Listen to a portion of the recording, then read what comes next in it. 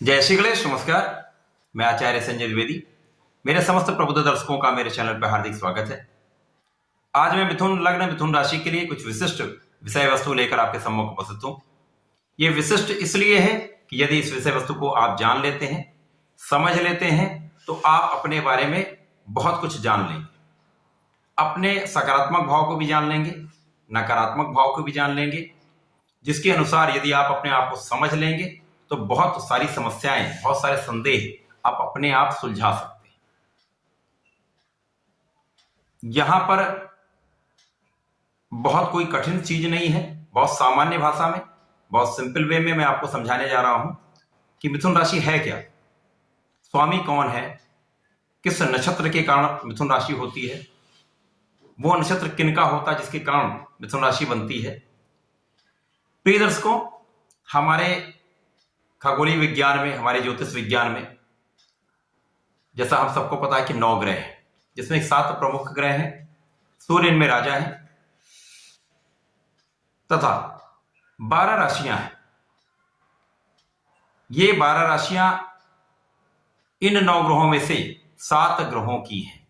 राहु केतु छाया ग्रह हैं, इनकी अपनी कोई राशि नहीं। तो इन 7 ग्रहों के अनुसार ही 12 राशियां हैं और इन 12 राशियों के लिए 27 नक्षत्र हैं। 27 नक्षत्रों को इन 12 राशियों में बांटा गया है।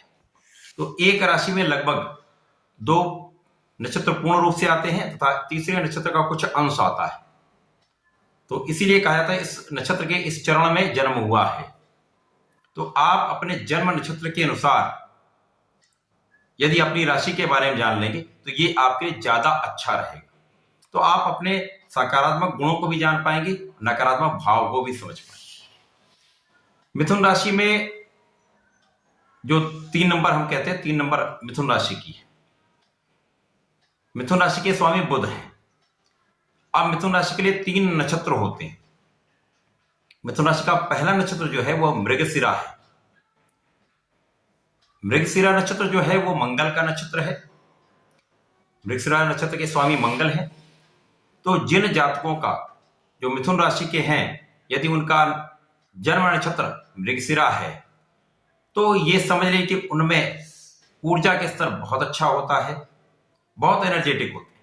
वो अपना कार्य जब तक कर नहीं लेते तब तक धैर्य नहीं रखते, डेयरिंग होते हैं, साहसी बहुत होते हैं, प्रत्येक कार्य में अपना पूर्ण बल लगा देते हैं, क्षमता बहुत होती है, शक्तिशाली होते हैं। और साथ में मिथुन राशि जो बुध की राशि, यानी यहां पर इन्वॉल्व क्या है आपका ब्रेन, बुद्धि का स्तर। तो बुद्धि का स्तर बहुत प्रबल होता है, बहुत कुशाग्र होते हैं। तो कुशाग्रता के साथ यदि बल भी मिल जाता है, शक्तिशाली भी व्यक्ति होता है, तो निश्चित रूप से जीवन में बहुत सफलता प्राप्ति होता है। अब ये लोग यदि मृगशिरा नक्षत्र में जिन जातकों ने जन्म लिया जो मिथुन राशि के हैं, यदि वो अपने ज्ञान को बढ़ाएं, अपने शक्ति के स्तर को सही क्षेत्र में लगाएं, तो ऐसे लोग बहुत प्रबल लाभ लेते हैं। अब इनके करियर का क्षेत्र मैक्सिमम क्या होता है, ये सेना में होते हैं, पुलिस बल में होते हैं, एथलेटिक्स होते हैं, गेम्स में होते हैं, क्योंकि इनका एनर्जी बहुत अच्छी होती है, बहुत अच्छी एनर्जी होती है। तो गेम्स में भी बहुत अच्छा करते हैं, स्पोर्ट्स में बहुत अच्छा कर सकते हैं। तो ये मैक्सिमम इस क्षेत्र में जाते हैं। इसके अतिरिक्त मृगशिरा में भी कई चरण हैं। तो अलग अलग चरणों के अनुसार यदि मैं बताऊं तो मृगशिरा नक्षत्र में जन्म लिया हुआ व्यक्ति जन्मजात, उसमें औषधि के गुण होते हैं, औषधि जानने के गुण होते हैं, औषध के बारे में उनको ज्ञान होता है, ये उसकी उनके इंटरेस्ट में होता है। यदि वो इस क्षेत्र में भी नहीं जाते तो भी उनको बहुत सारी औषधियों के बारे में पता होता है। खोजी प्रवृत्ति को होती है, ये खोजते हैं, रिसर्च करते हैं। तो मृगशिरा नक्षत्र के जातक बहुत ही कुशाग्र के साथ साथ, एनर्जी के साथ साथ शक्तिशाली भी होते हैं, और जब कोई रिसर्च करता है तो निश्चित रूप से बहुत ज्ञान भी पाता है, बहुत आगे भी बढ़ता है। अब नकारात्मक भाव यहां पर क्या होगा, मृगशिरा नक्षत्र के जातक अपनी एनर्जी को कभी कभी वेस्ट करते हैं। तो आप अपनी ऊर्जा को सही दिशा में लगाएं, सही दिशा में ले जाएंगे, निश्चित रूप से बहुत सफल होंगे, बहुत तेजी से आप आगे बढ़ सकते हैं, क्योंकि बुद्धि का स्तर बहुत प्रबल होता है, आप में शक्ति भी है, ऊर्जा भी है, आप सफल 100% होते हैं। दूसरा क्रोध, क्योंकि मिथुन वायु तत्वीय राशि है। वायु तत्वीय राशि में क्या होता है कि ये विचार दोनों तरह के आते हैं, नकारात्मक भी आते हैं, सकारात्मक भी आते हैं। उसमें यदि आपका ऊर्जा का स्तर बहुत अच्छा होगा तो आप डिसीजन ना लेके बहुत जल्दी किसी भी निर्णय पे पहुंच जाते हैं। तो निर्णय पे यदि तुरंत पहुंचेंगे तो वहां पर कठिनाई आती है। तीसरा, क्रोध पर नियंत्रण बहुत आवश्यक। यदि इन नकारात्मक चीजों पर आप नियंत्रण कर लेते हैं तो ये जातक जीवन में बहुत प्रगति करते हैं, बहुत ऊंचाई पर पहुंचते हैं। मिथुन राशि का जो दूसरा नक्षत्र है वो आर्द्रा नक्षत्र है। आर्द्रा का अर्थ है मॉइस्चर, नमी। जैसे कि बहुत तीव्र जब गर्मी होती है उसके पश्चात जब बारिश की बूंदें पड़ती हैं तो जितना आनंद आता है वैसा ही इन नक्षत्र के जातकों का गुण होता है। आर्द्रा नक्षत्र जो है वो राहु का नक्षत्र है। अब राहु का नक्षत्र है, राहु मिथुन राशि के लिए कहीं ना कहीं कारक है। मिथुन राशि उनकी उच्च राशि भी, तो निश्चित रूप से ये कारक भी हैं, लाभ भी देते हैं। अब जब राहु का नक्षत्र होगा तो राहु का गुण भी आएगा। राहु बहुत बड़ा कूटनीतिज्ञ है, बहुत बड़ा एक्टर है, बहुत बड़ा डायरेक्टर है। आईटी का जितना भी काम होता है, आईटी प्रोफेशन में कहीं ना कहीं राहु का प्रभाव होता ही है। ऐसे लोग आईटी सेक्टर में बहुत अच्छा कर सकते हैं। अब वायु तत्वीय राशि है, वहां पर ये आपके साथ कूटनीति हो गई तो बहुत जो ज्ञान होता है वो येन केन प्रकारेण आप किसी प्रकार से अपना काम बनाते हैं, क्योंकि वाणी का स्तर भी बहुत अच्छा होता है। आप अपने वाणी को मोल्ड कर लेते हैं, जैसा समय वैसी वाणी, वैसा उसका प्रयोग करके अपना काम आप निकाल लेते हैं। तो राहु से प्रभावित जातक बहुत प्रबल लाभ लेता है। ऐसे लोग बहुत अच्छे एक्टर बन सकते हैं, कला क्षेत्र में बहुत अच्छा कर सकते हैं, बहुत बड़े राजनीतिक बन सकते हैं, बहुत बड़े कूटनीतिज्ञ बन सकते हैं। तो ऐसे लोग बहुत नाम भी करते हैं, बहुत पैसा भी, बहुत धन का भी अर्जन करते हैं। तो जो इनके साथ क्या कमियां हैं, क्योंकि राहु एक भ्रम है। अब बुध की राशि में है तो कहीं ना कहीं एक जड़त्व दोष का भी एक आता, तो निर्णय नहीं ले पाते, जल्दी निर्णय ब्लॉक हो जाता है।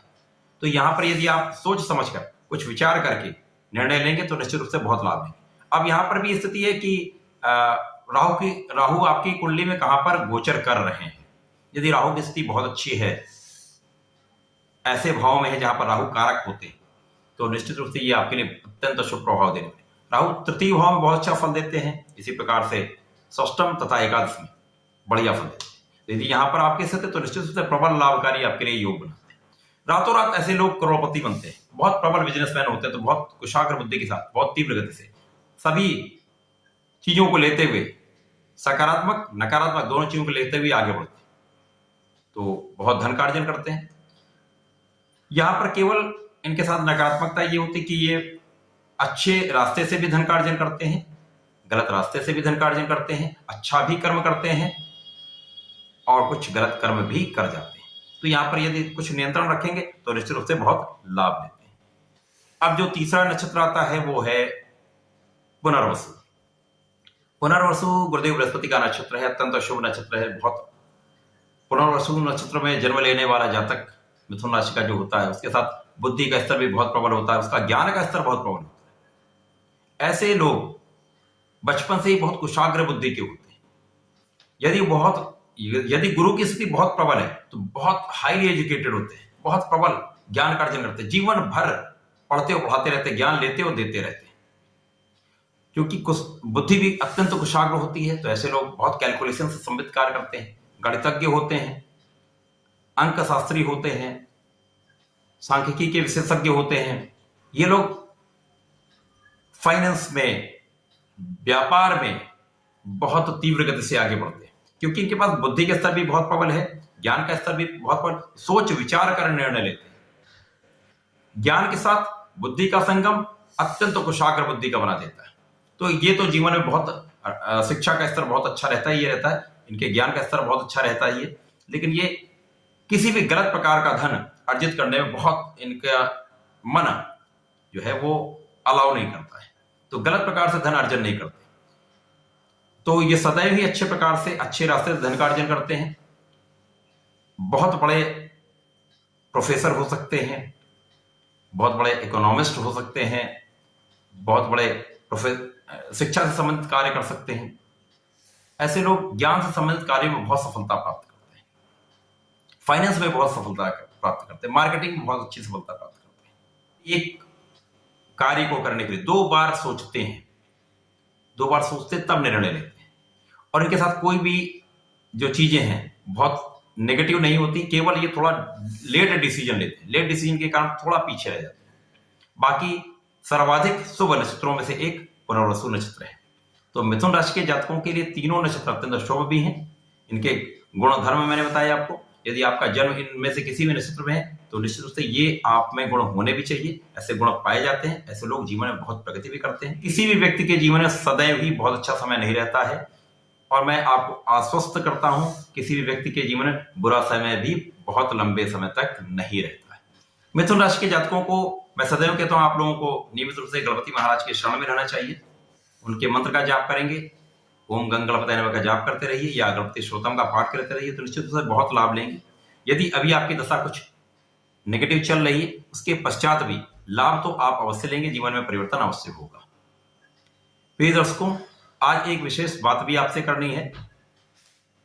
मैं सप्ताह में एक दिन लाइव आना चाहता हूं, जिससे मैं आप लोग के साथ लाइव जुड़ सकूं, आपकी समस्याओं का समाधान भी उस समय कर सकूं, प्रश्नोत्तर का भी कार्यक्रम रख सकता हूं, कुंडली का विश्लेषण भी कर सकता हूं। तो इसके लिए मुझे आपकी सलाह भी चाहिए। आपसे ये मैं जानना चाहता हूं किस दिन ऐसा रखा जाए जिस दिन आप लोग से मैं लाइव आ सकूं, आप लोग से साक्षात्कार कर सकूं। तो ऐसा कमेंट बॉक्स में जाकर आप लोग एक मैसेज अवश्य करिएगा। धन्यवाद, नमस्कार।